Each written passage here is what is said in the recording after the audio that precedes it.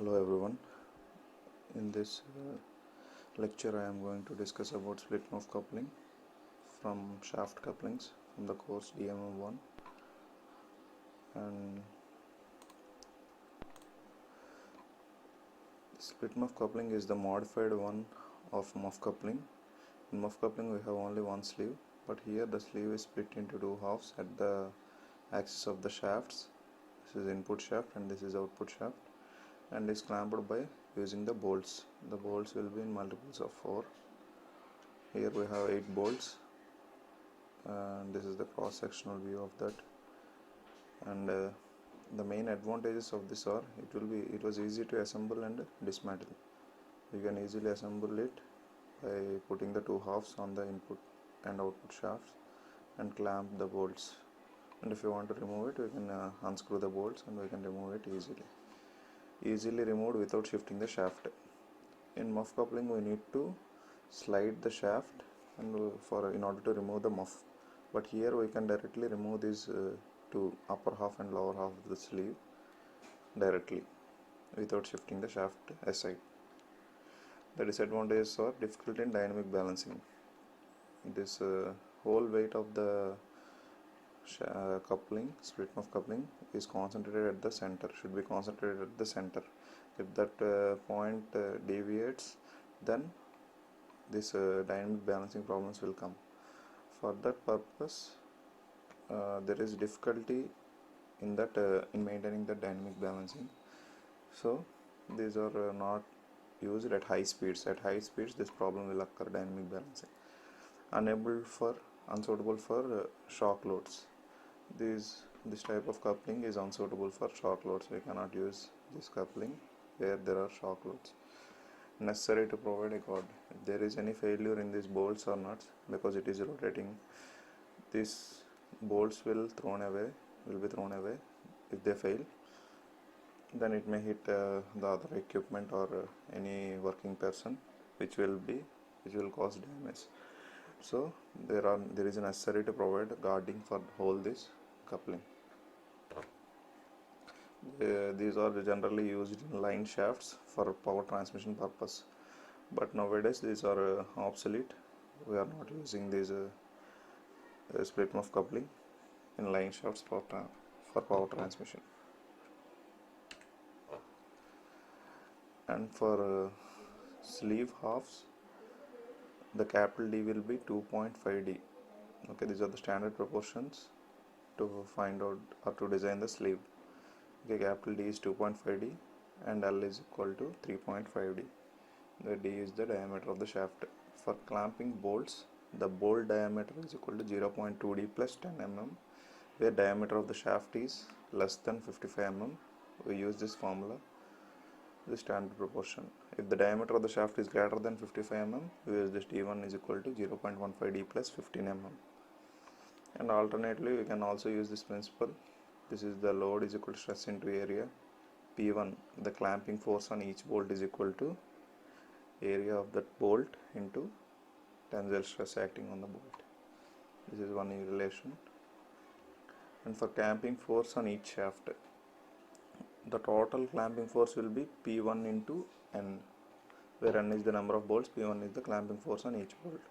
That is the total clamping force. But the input shaft is here we have 8 bolts, 4 bolts this side and 4 bolts this side.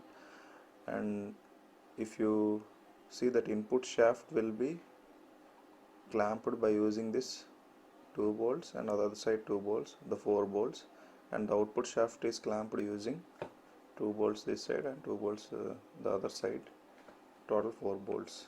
Okay, so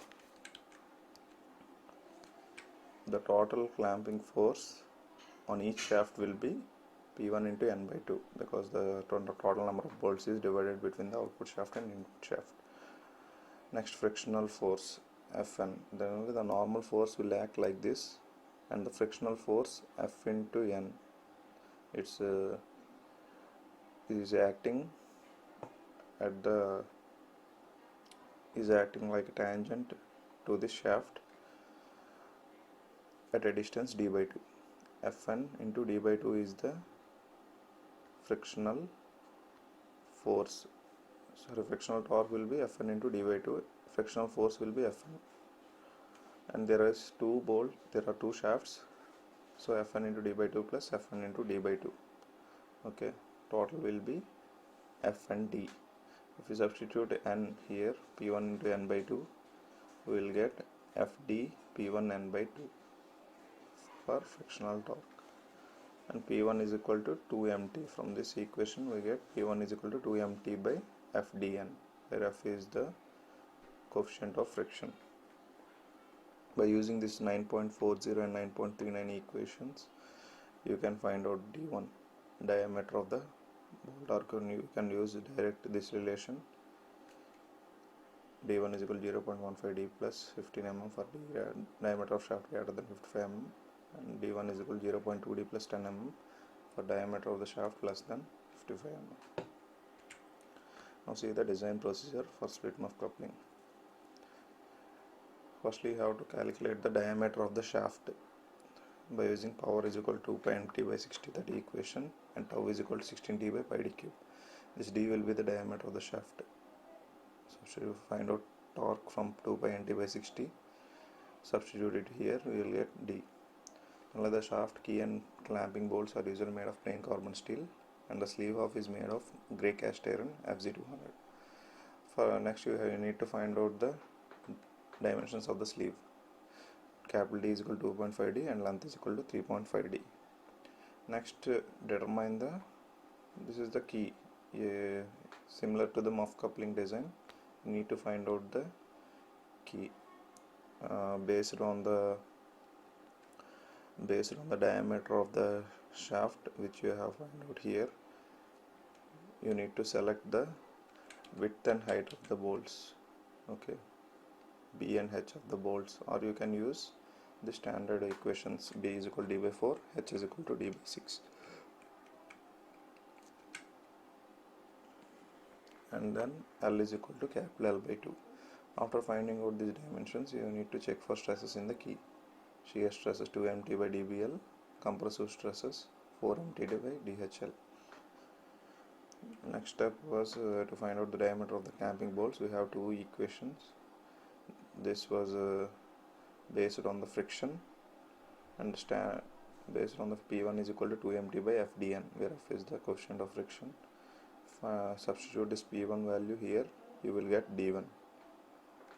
These two equations are used to find out the diameter of the clamping bolts, or you can directly find out from the standard proportions, these two, 9.37 and 9.38.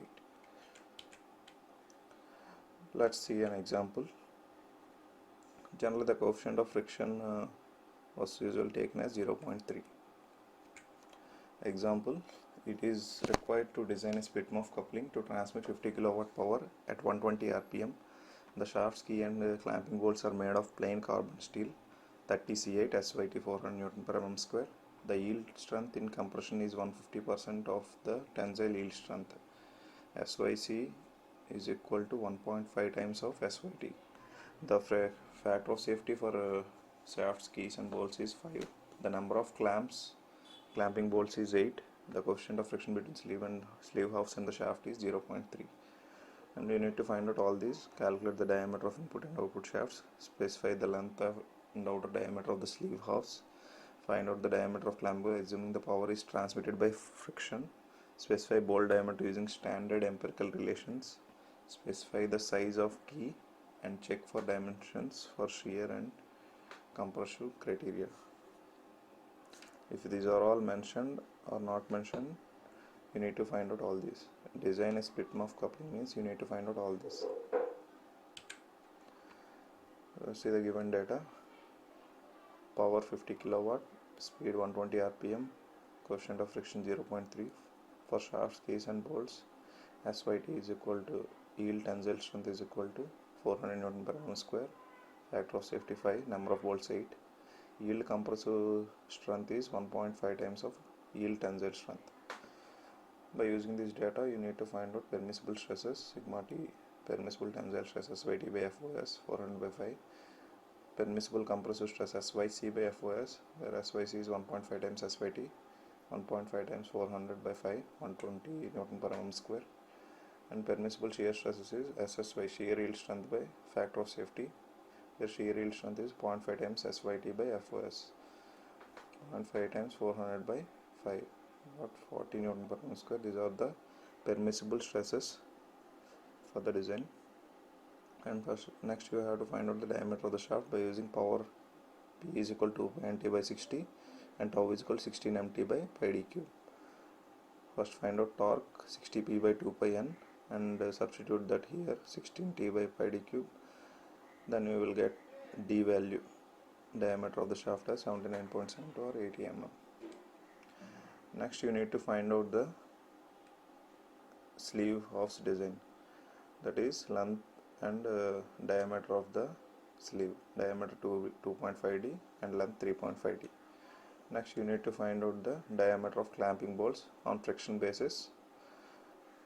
You have two equations, P1 is equal to mt by fdn and P1 is equal to 5 over d1 square into sigma t. First you have to find out P1 by using this relation and substitute that here. You will get d1 25.68 or 26 mm. And step 5, you need to find out the diameter of clamping bolts using empirical relations. As the diameter is 80 mm which is greater than 55 mm, you need to use this equation, d1 is equal to 0.15 d, greater than 55 mm, got 80 mm, so you need to use this relation, not this one. d1 is 0.15 d plus 15 mm, 0.15 d plus 15 mm, got 27 mm. You have to take the larger one from this two. For d1 diameter of clamping bolts, you need to take 27 for the design. And next you have to find out dimensions of the key. The key dimensions are, you need to see the table. We got 80 mm, that is 75 to 80 mm shaft diameter. Based on the shaft diameter, you have to select the key size. 75 to 80, we have to select B as 22 and H as 14. Or you can use this standard relations, B is equal to D by 4, H is equal to D by 6. And then check for the stresses. If the value is within if the stresses are within the limits, you can take that, or else you have to increase the dimension. And length will be capital L by 2. You have selected the key and you need to check for the stress in the key. Tau shear stresses is equal to 2 mt by dBl.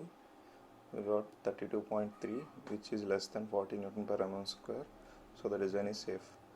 Sigma C, compressive stresses in the key, 4 mt by dHl, got 101.5 Newton per mm square, which is less than 120 Newton per mm square, so the design of key is safe for compression criteria also, so the design will be safe. For reference purpose, use machine design for VB Bandari and use design data handbook MD Jalaluddin for reference. Thank you.